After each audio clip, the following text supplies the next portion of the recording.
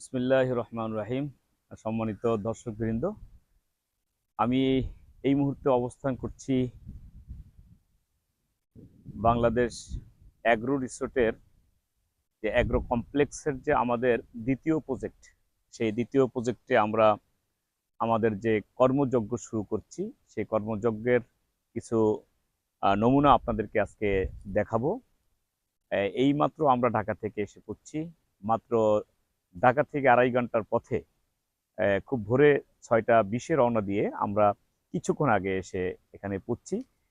সবচেয়ে মজার ব্যাপারটা হলো বাংলাদেশের ইতিহাসে এবং বাংলাদেশের এই কোনো একটি অপ্রতিদ্বন্দ্বী এবং অতুলনীয় একটি প্রজেক্ট হতে যাচ্ছে বাংলাদেশ অ্যাগ্রো রিসোর্ট।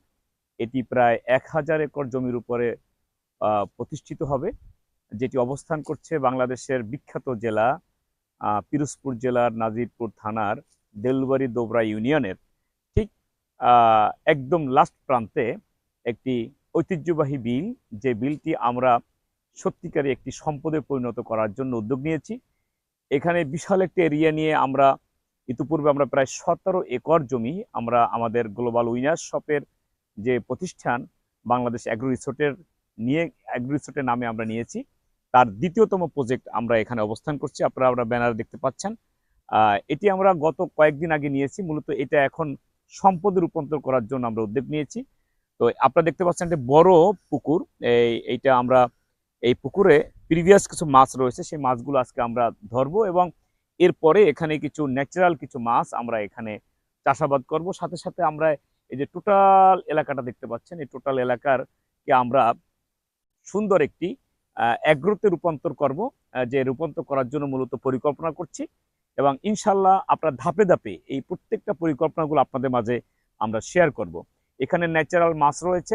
আমরা চেষ্টা করব যে আগামীতে এমন একটি অ্যাগ্রোবেজ রিসোর্ট, যেখানে সারা বাংলাদেশ নয় টোটাল পৃথিবীর মানুষ এখানে এসে তারা ন্যাচারাল গ্রামের যে মানুষ যে গ্রামে বসবাস করতো, প্রাচীনকালে যে বসবাস করার যে ইতিহাস, ঐতিহ্য, কৃষ্টি, কালচার, গ্রামের যে খাবার, পিঠা, সেইগুলো আমাদের রিসোর্টে এসে মানুষ এনজয় করবে, গ্রহণ করবে। বাংলাদেশে অনেক ছেলে সন্তান রয়েছে যারা পুকুরে কিভাবে মাছ ধরে তারা জানে না, কিভাবে তারা সুইমিং করে পুকুরে সেটা তারা জানে না, কিভাবে সে আগের ডেকি ছাটা দিয়ে কিভাবে সেই গ্রামীণ খাবারগুলো খেত, পিঠাগুলো খেত, সিজনাল পিঠাগুলো খেত, সেটা তারা জানে না। কিভাবে ফসল উৎপাদন হয় সেটা তারা জানে না, কিভাবে সবজি উৎপাদন হয় সেটা জানে না।